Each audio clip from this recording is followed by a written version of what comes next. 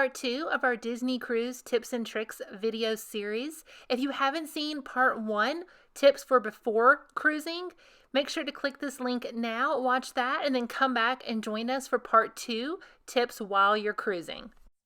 Now we're going to move on to tips for when you're actually on the cruise. So the first one is about the first day on the cruise. We alluded to this earlier, talking about that stress of booking activities, and if you can't get something, you can sign up when you get on the ship. That is true.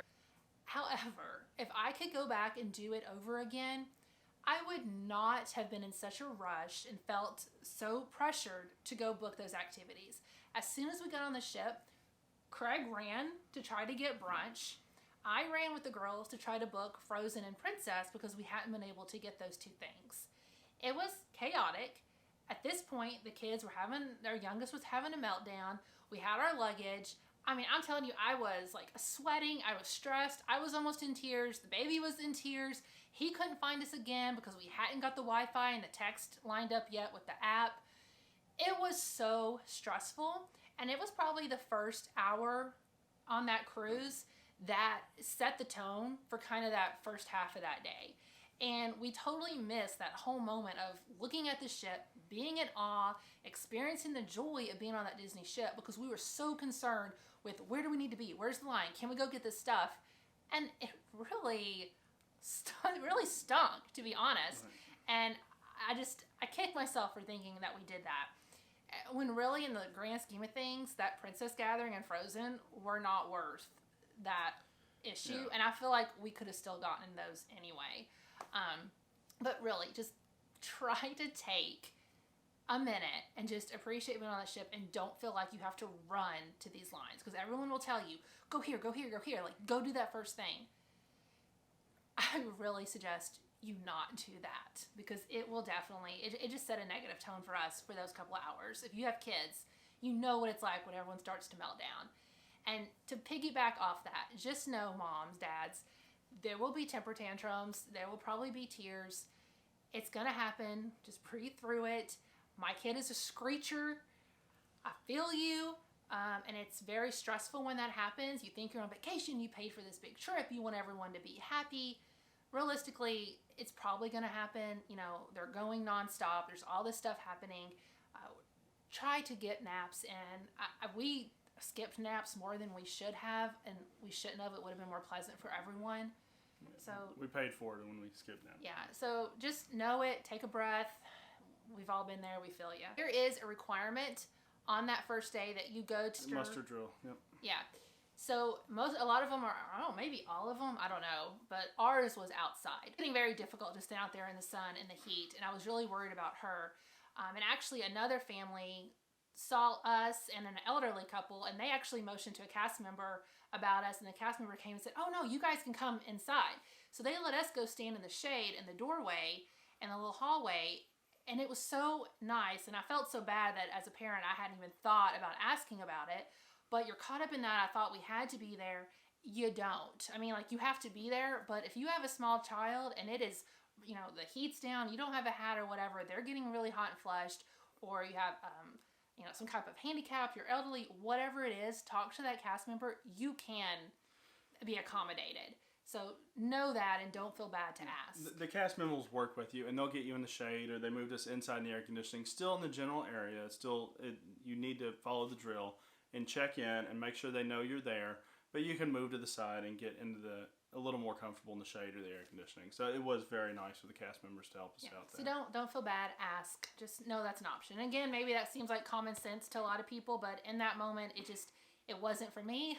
So just know that you can ask. So the next category that we're going to talk about are the activities on the ship.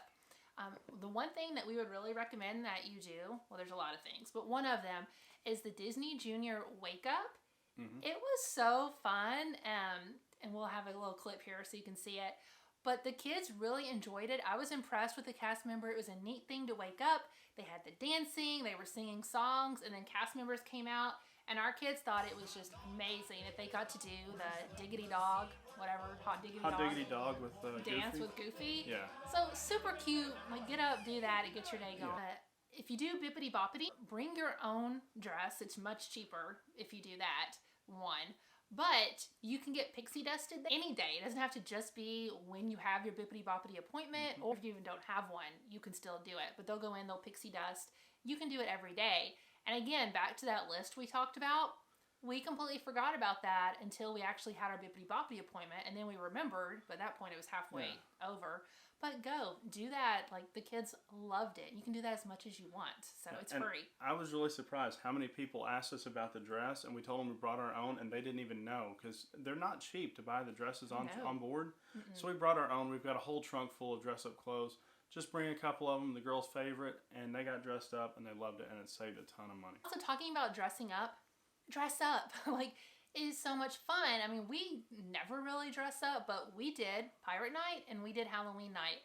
And I'd say it was probably like 50-50 of adults that did it. Yeah. But it was fun. The kids had a blast that we did it. And it was just, it gets you more in the spirit. It's fun. You're there. Like, why not? It's fun pictures. Like, don't worry.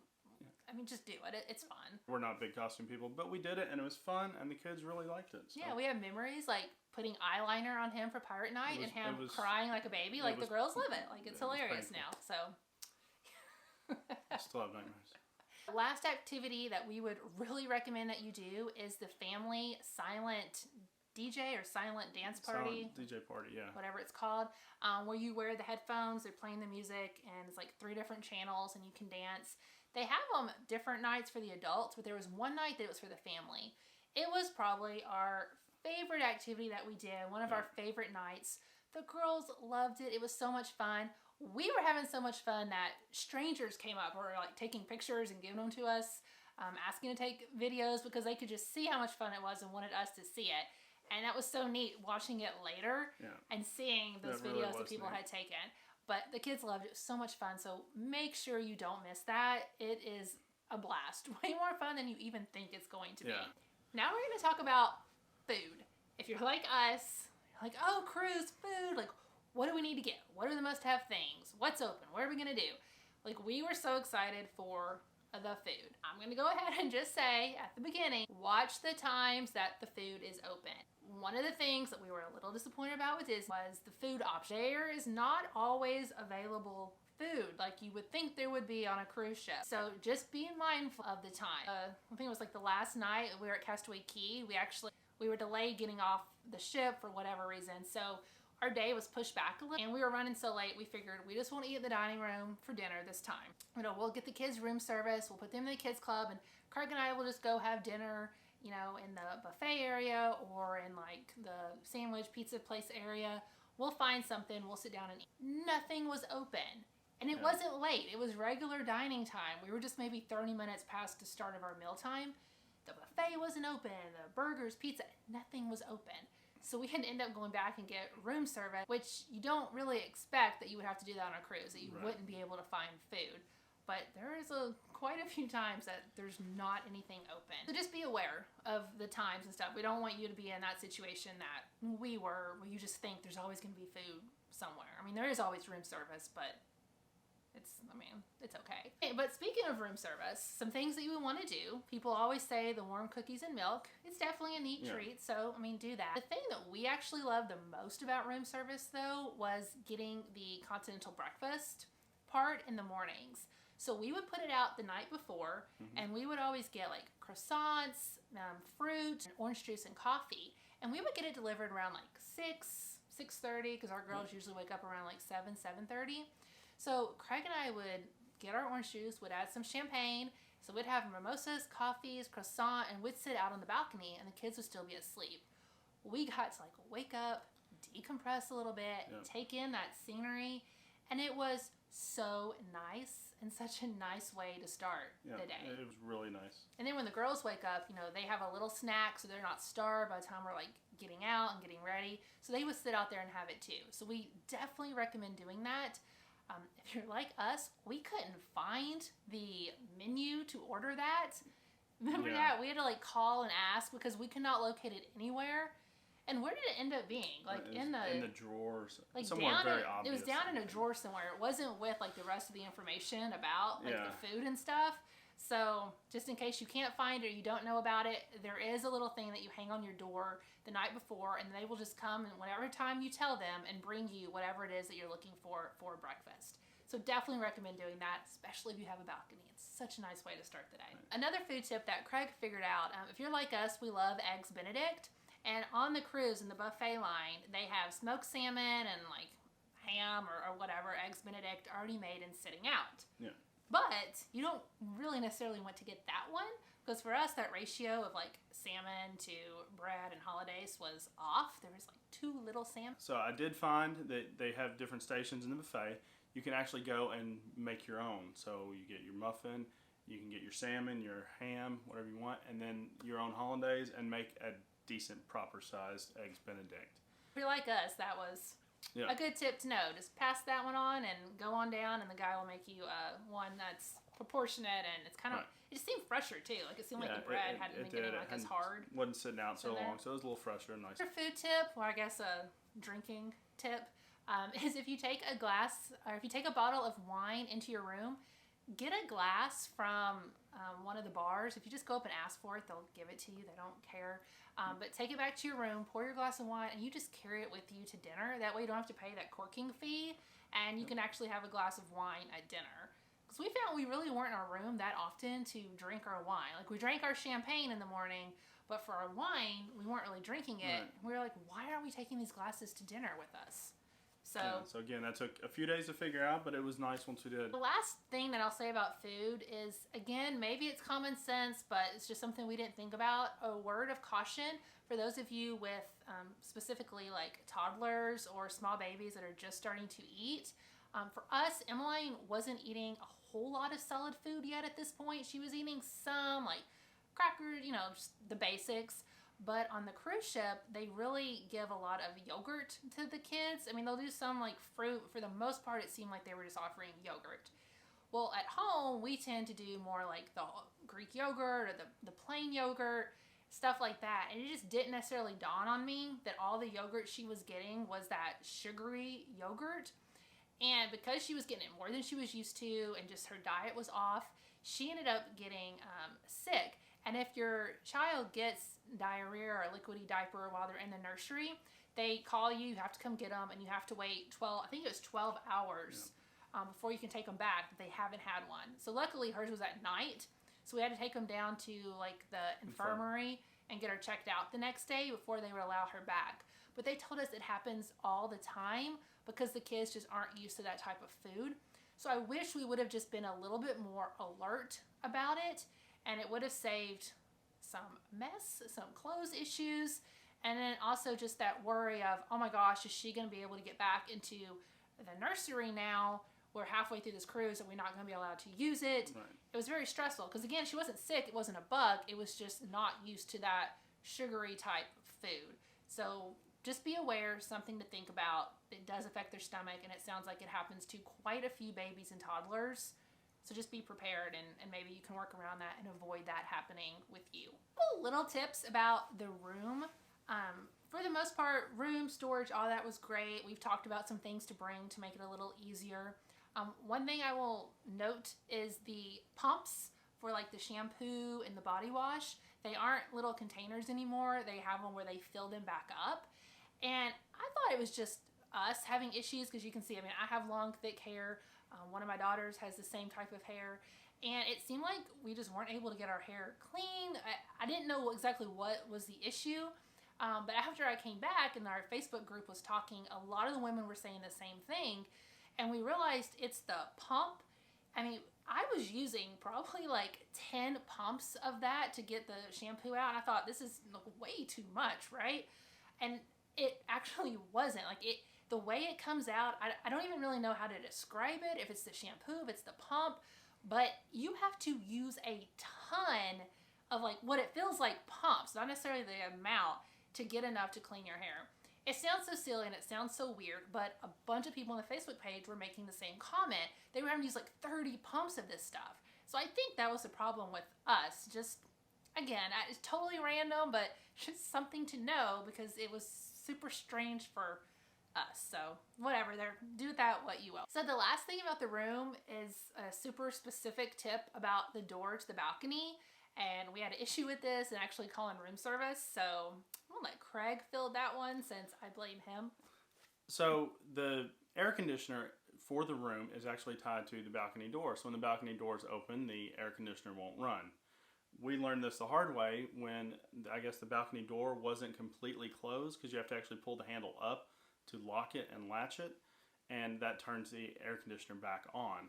So we think we did, somehow this happened, and the doors left open. We came back in from a day out, and it was just insanely hot and muggy in our room, and we couldn't figure out. We wound up calling maintenance, and cast members were great about taking care of it and following up with us, but it may have been our fault that we just didn't have the door latched all the way. Yeah, so just a little tip. We knew it had to be shut, but you think it's shut and you've turned the handle, but unless you actually like push it all the way, it doesn't actually lock and turn the air on. So we just didn't know that it had to be all the way up. So just know that it might save you some heartache with that. Though they were amazing and sent us this huge, nice like gift basket for our trouble, and it really wasn't any, like, we didn't complain. It wasn't like it was bad. We were just asking what to do to fix it, if we need to do something or whatever. But it was like super nice. The next couple of things we're going to talk about are just some like overall, general, kind of all over the place tips.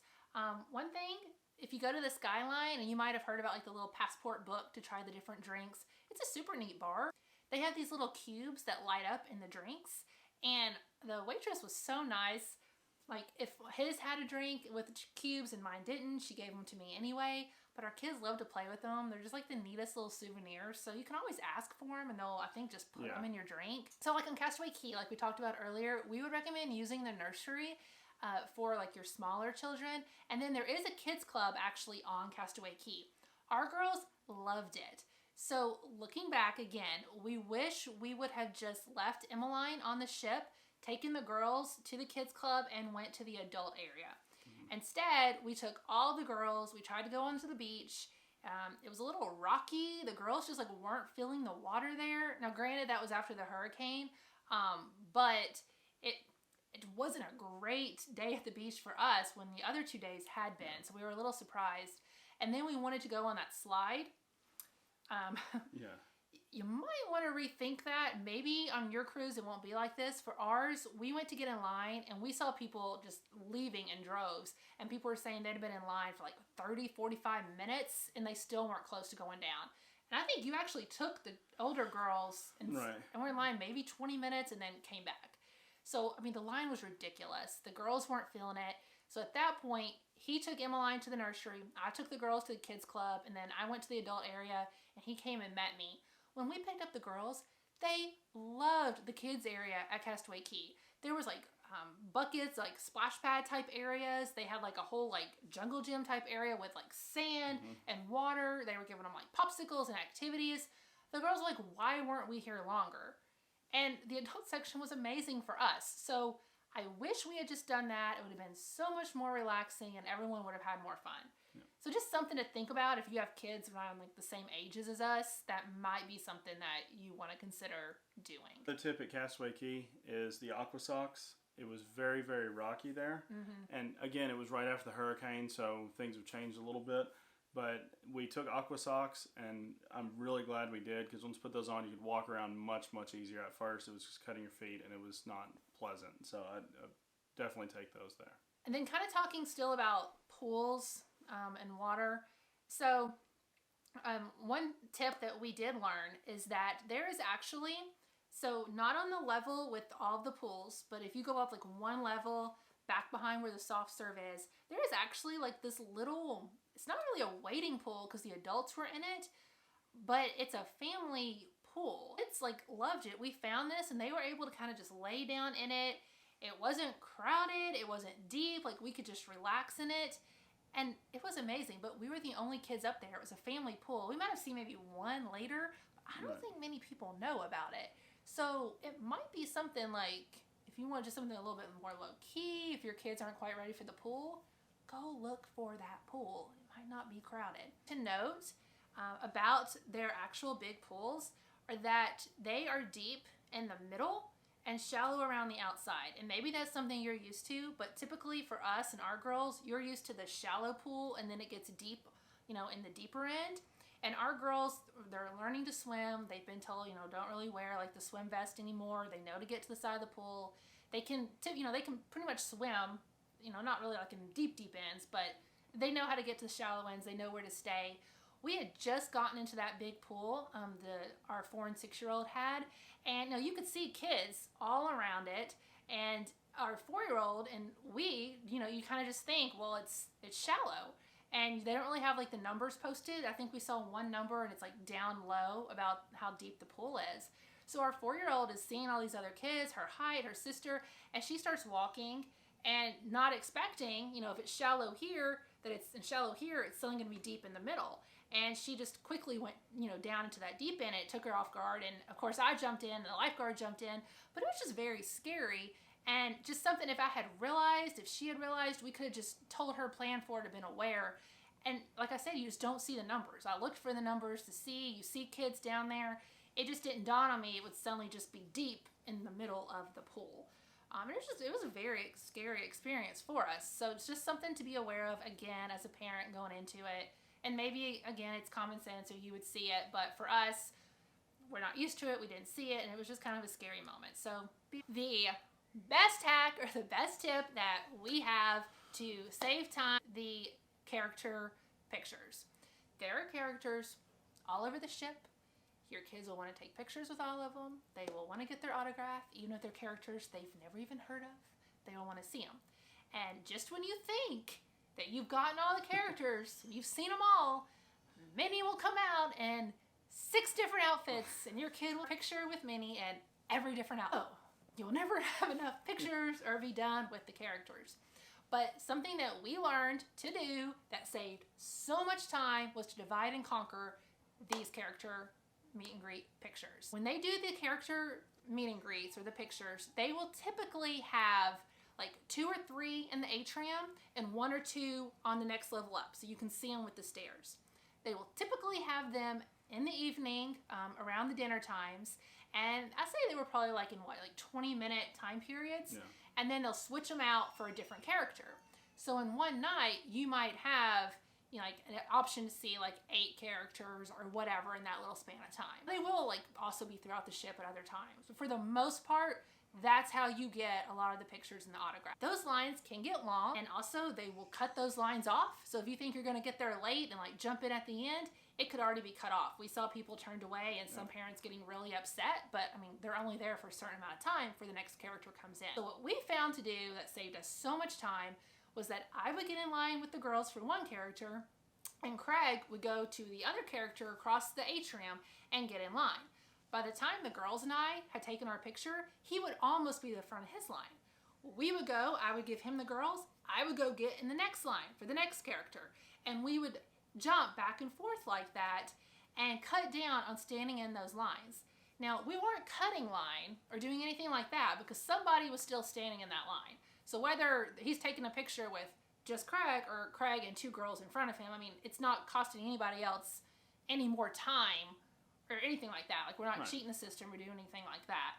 But when you've got kids and you're trying to cut down temper tantrums and make it to dinner or whatever, it was so much more efficient to do the lines that way.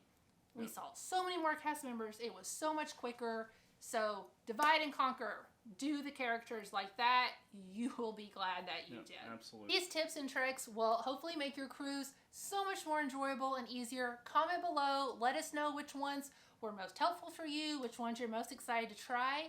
Make sure to like this video and subscribe to our channel so you will get notified about our Royal Caribbean vlog and our comparison of that to Disney. And we hope you enjoy your Disney cruise. Bye, everyone. Bye.